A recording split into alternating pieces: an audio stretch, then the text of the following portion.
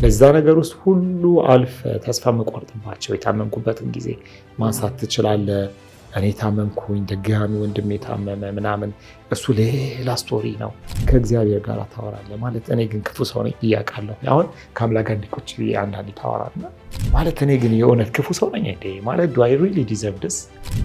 ተስፋ የለም በቃ ከሆነ ከ10 ከምናምን ወር በኋላ ትሞታለህ፣ ይህን ያክል ጊዜ ነው ያለ ምናምን የሚለው ነገር መስማት በጣም ታፍ ነበር። እና ህይወት ውስጥ ስትሄድ ሁል ጊዜ there is a challenge። እኔ ታፍ ቲንግስ ነው የበላ እስከሚሉት ውስጥ ነኝ። አሁን እኔ የኢስላም ኬዝ መቶብኝ አያውቅም። ዘግናኝ የሆነ ኬዝ አጋጥሞኝ አያውቅም።